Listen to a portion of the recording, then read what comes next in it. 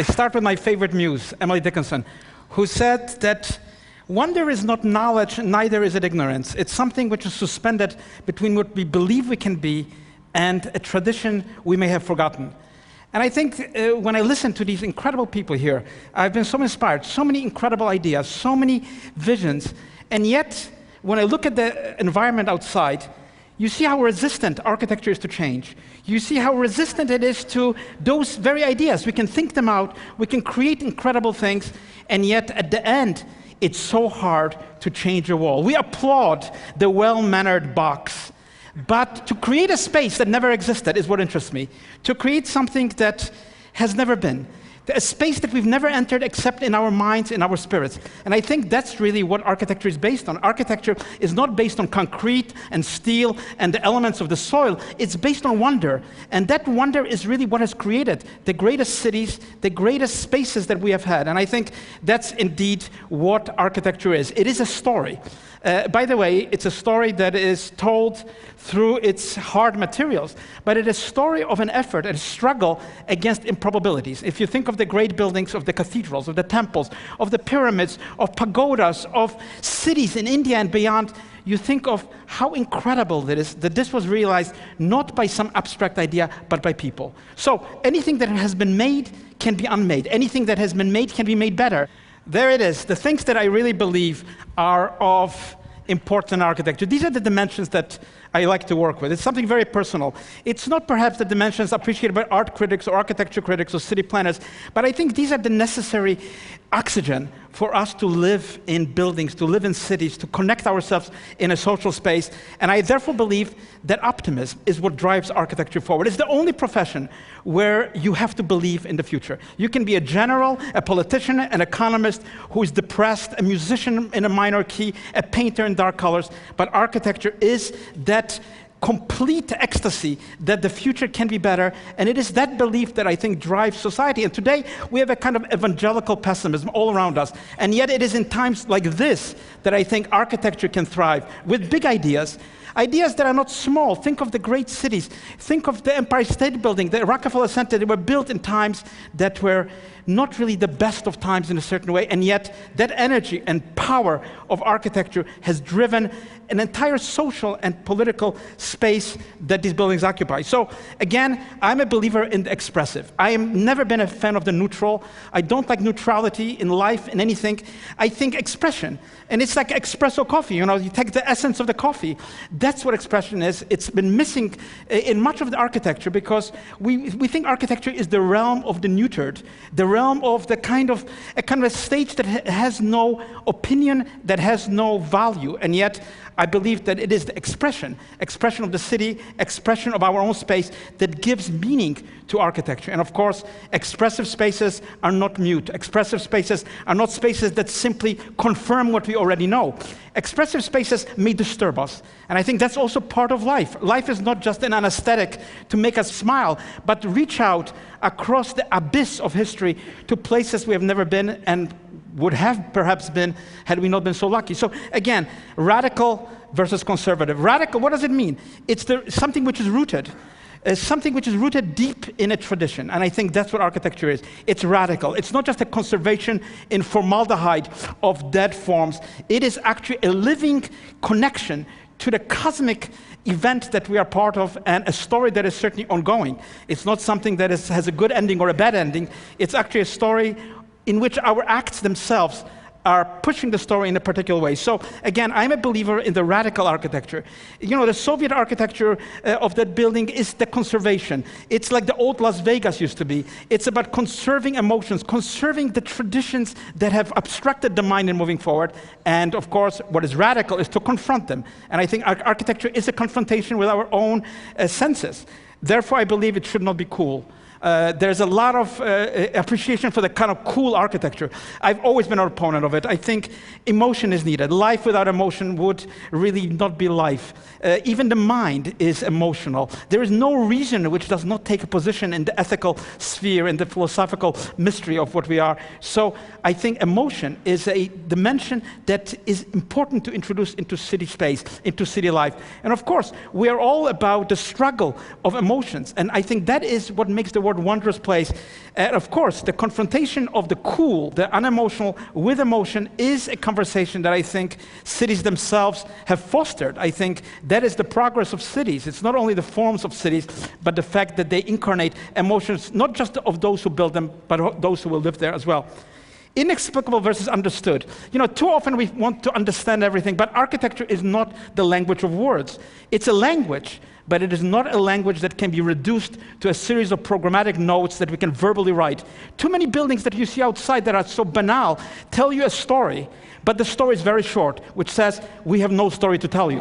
So the important thing, actually, is to introduce the actual architectural dimensions, which might be totally inexplicable in words, because they operate in proportions, in materials, in light. They connect themselves into various sources, into a kind of complex vector matrix that isn't really frontal, but is really embedded in the lives and in the history of a city and of a people. So again, the notion that a building should just be explicit, I think, is a false notion which has reduced architecture to banality. Hand versus the computer. Of course, what would we be without computers? Our whole practice depends on computing. But the computer should not just be the glove of the hand. The hand should really be the driver of the computing power, because I believe that the hand, in all its primitivism, in all its physiological obscurity, has a source.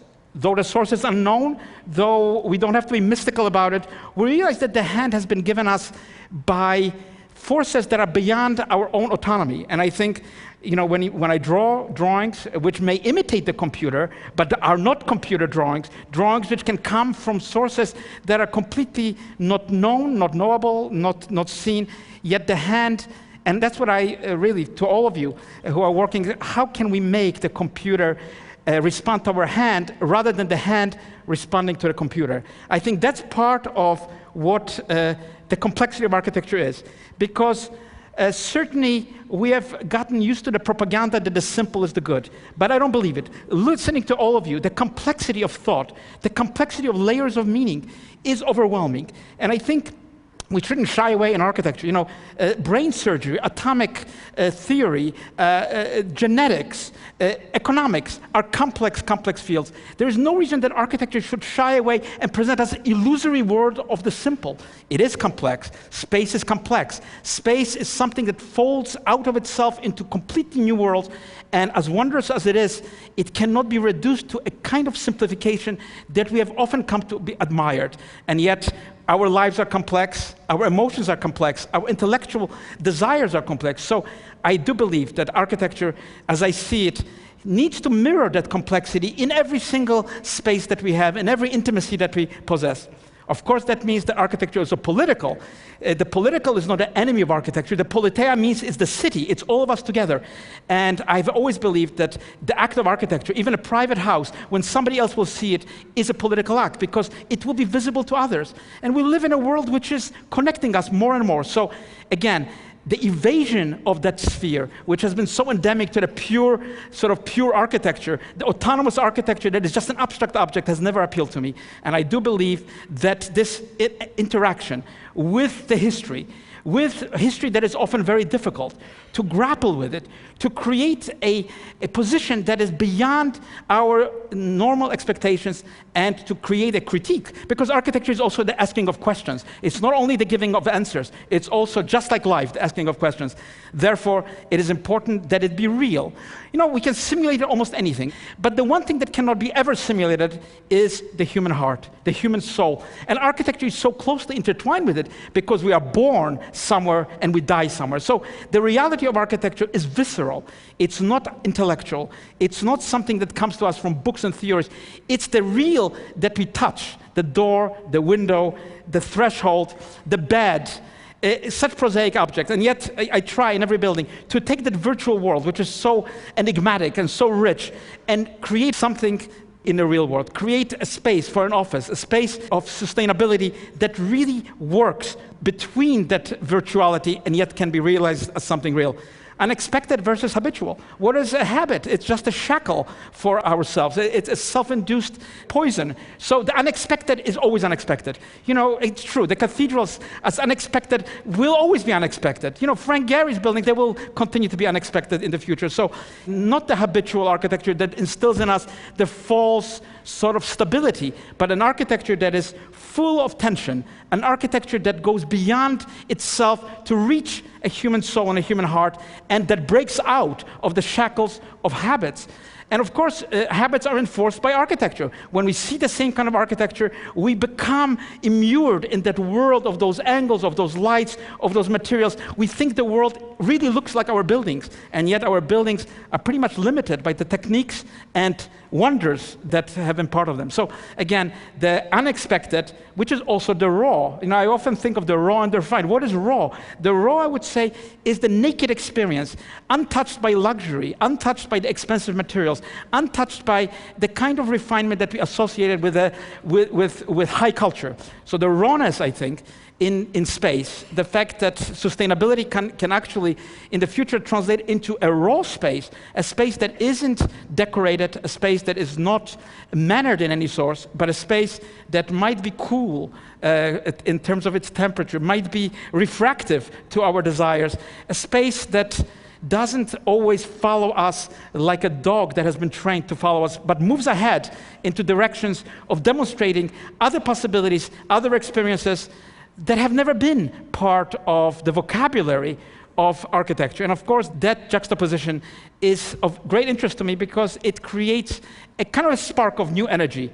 So I do like something which is pointed, not blunt, something which is focused on reality, something that has the power through its leverage to transform even a very small space. So architecture maybe is not so big like science, but through its focal point, it can leverage in an Archimedean way what we think the world is really about. And often it takes just a building to change our experience of what could be done, what has been done, how the world has remained both in between stability and instability. And of course, buildings have their shapes. Those shapes are difficult to change, and yet I do believe that in every social space, in every public space, there is a desire to communicate more than just that blunt thought, that blunt technique, but something that pinpoints and can pinpoint in various directions, forward, backward, sideways, and around. So that is indeed what is memory. Because I believe that my main interest is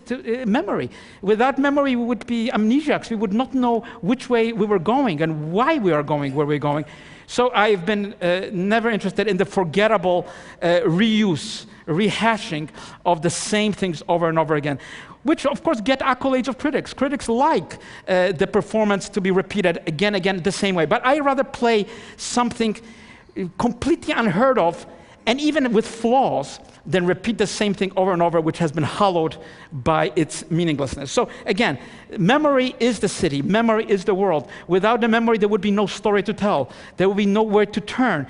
The memorable, I think, is really our world, what we think the world is, and it's not only our memory, but those who remember us, which means that architecture is not mute. It's an art of communication. It tells a story. The story can reach into obscure desires. It can reach into sources that are not explicitly available. It can reach into millennia that have been buried and return them in a just and unexpected equity. So again, I think the notion that the best architecture is silent has never appealed to me. Silence maybe is good for a cemetery, but not for a city. Cities should be full of vibrations, full of sound, full of music, and that indeed is the architectural mission that I believe is important, is to create spaces that are vibrant, that are pluralistic, that can transform the most prosaic activities and raise them to a completely different expectation. Create a shopping center or a swimming place that is more like a museum than like entertainment. And these are our dreams. And of course, risk. I think architecture should be risky. It costs a lot of money and so on, but yes, it should not play it safe. It should not play it safe, because if it plays it safe, it's not moving us in a direction that we want to be. And I think, of course, a risk is what underlies the world. A world without a risk would not be worth living. So yes, I do believe that the risk we take in every building, risks to create spaces that have never been cantilevered to that extent, risks of spaces that have never been so dizzying as they should be for a pioneering city, risks that really move architecture, even with all its flaws, into a space which is much better than the ever again repeated hollowness of a ready-made thing. And of course, that is finally what I believe architecture to be. It's about space. It's not about fashion. It's not about decoration. It's about creating, with minimum means, something which cannot be repeated, cannot be simulated in any other sphere. And that, of course, is the space that we need to breathe, is the space we need to dream.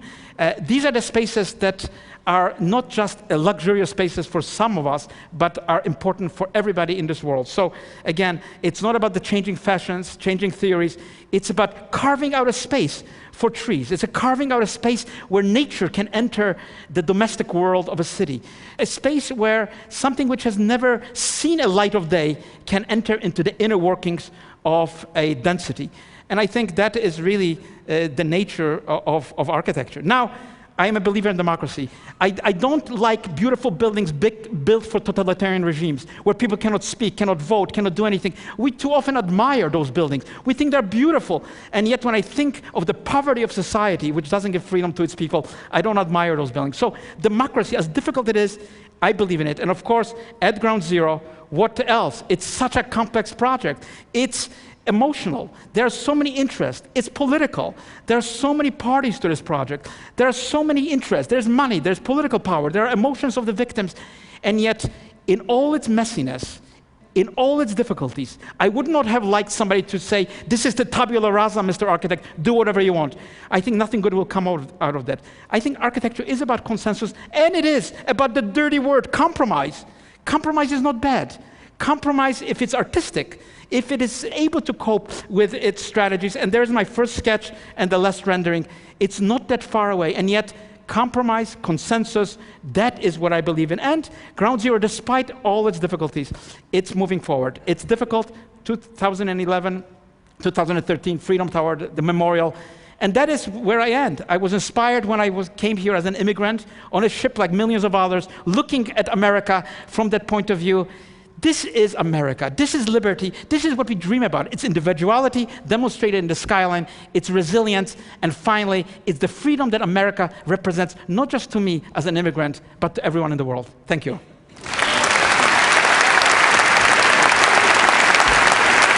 I've got a question.